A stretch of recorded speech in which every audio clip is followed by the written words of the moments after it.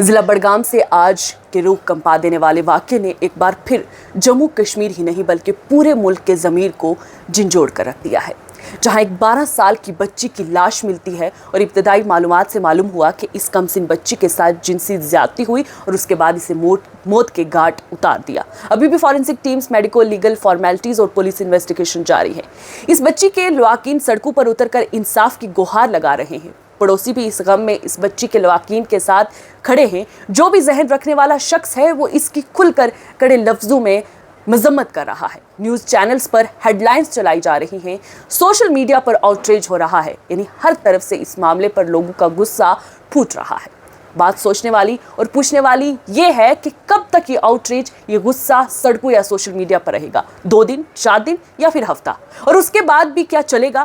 تو سوچا جائے تو شاید نہیں، کیونکہ ایسے معاملات پہلے بھی ہو چکے ہیں۔ پہلے بھی چھوٹی معصوم بچیوں، عورتوں اور بزرگ خواتین معاشرے کے چند غلیظ اور حیوانوں کا شکار بنی ہیں۔ آؤٹریجز اس وقت بھی ہوئی، مخالفت اس وقت بھی ہوئی، لیکن نتیجہ نہ کے برابر، اور یہی ہوگا شاید اس کیس میں بھی۔ کچھ دن بعد سب کچھ آہستہ آہستہ خاموشی میں دب جائے گا اور کوئی اس کے بارے میں بات کرتا نظر نہیں آئے گا۔ لیکن سوال یہ ہے کہ آخر کب تک؟ کتنی بچیاں اور کتنی عورتیں اس بروٹیلٹی کی قیمت چکائیں گی؟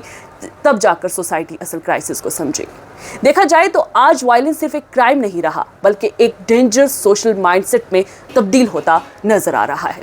رپورٹس اور وائرل کلیمز کے مطابق 2025 میں how to kill a women without leaving a trace جیسے ہاریفائنگ سرچ کو تقریباً 163 ملین بار گوگل کیا گیا ہے۔ یہ صرف ایک شاکنگ سٹیٹسٹکس نہیں بلکہ ہمارے ڈیجیٹل اور سوشل بیہیویئر کا الارمنگ ریفلیکشن ہے۔ جب وائلنٹ فینٹیسیز، ریپ جوک اور ہیٹ ڈسگائزڈ اور ہیومر نارملائز ہونے لگے تو سوسائٹی آہستہ آہستہ ایمپتھی کھونا شروع کر دیتی ہے۔ ہر وائلنٹ سرچ کے پیچھے صرف کیوریوسٹی نہیں ہوتی، کبھی کبھی وہ ایک ڈسٹربڈ کلیکٹیو مائنڈ سیٹ کا سگنل بھی ہوتی ہے، اور ہر ٹاکسک جوک، ہر اگنور تھریٹ اور ہر انسینسٹیو سٹیٹمنٹ کے پیچھے ایک اصلی عورت ہوتی ہے جو اپنی سیفٹی اور زندگی سے ڈر رہی ہوتی ہے۔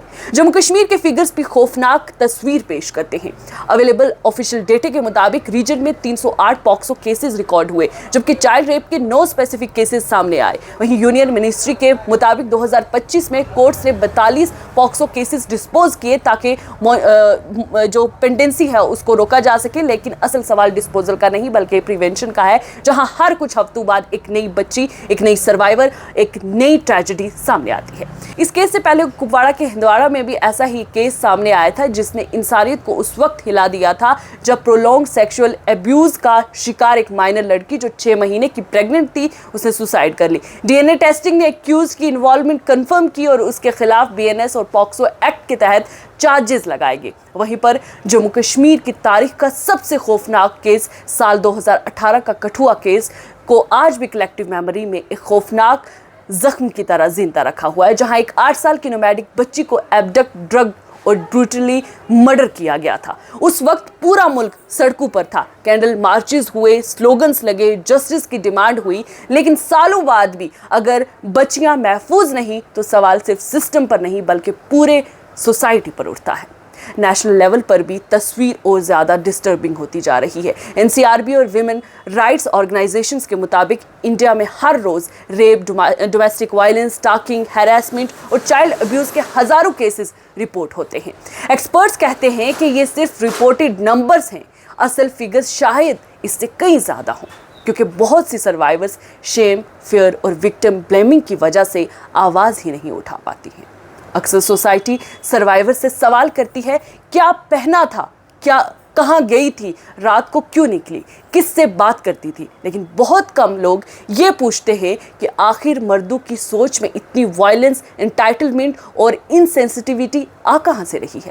سب سے زیادہ الارمنگ بات یہ ہے کہ وائلنس اب صرف کرائمز تک محدود نہیں رہا، بلکہ یہ لینگویج، جوکس، پولیٹکس اور آن لائن کلچر میں ہی گھلنے لگا ہے۔ جب کوئی پولیٹیکل لیڈر یا انفلوئنشل شخص ریپ جیسے دہشتناک اور ٹرامیٹک چیز پر مزے لے ریپ کے جیسا ऐसा स्टेटमेंट देता है तो वो सिर्फ एक इररिस्पॉन्सिबल रिमार्क नहीं होता, बल्कि वो सोसाइटी को ये सिग्नल देता है कि औरत का ट्रॉमा भी इंटरटेनमेंट और मॉकरी का सब्जेक्ट बन सकता है। और जब ऐसे बयान वायरल होते हैं, मीम कल्चर का हिस्सा बनते हैं और फिर नॉर्मलाइज हो जाते हैं, तो सोसाइटी की मॉरल सेंसिटिविटी आहिस्ता आहिस्ता मरने लगती है। एक ऐसा मुआशरा जो एब्यूज और वायलेंस से ज़्यादा एलमनी पर डिबेट्स करे, विमेन सेफ्टी का मजाक बनाए, सोशल मीडिया पर ह्यूमर का काम करे और फिर हर ट्रेजेडी के बाद कुछ दिन आउटरीच करे, खामोश हो जाए, वो सिर्फ इनसेंसिटिव नहीं बल्कि डेंजरसली इमोशनल नम होता है। क्राइम अगेंस्ट वीमेन और गर्ल्स कभी ड्रेसिंग,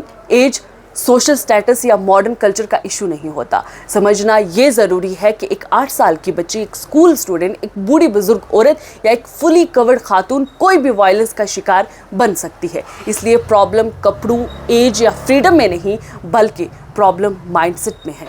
वो माइंडसेट जो औरत को इंसान नहीं ऑब्जेक्ट समझता है, वो माइंडसेट जो पावर और कंट्रोल को मर्दानगी समझता है, और वो साइलेंस जो हर ट्रेजेडी के बाद सोसाइटी इख्तियार कर लेती है, वो भी इस क्राइसिस का हिस्सा बन जाता है।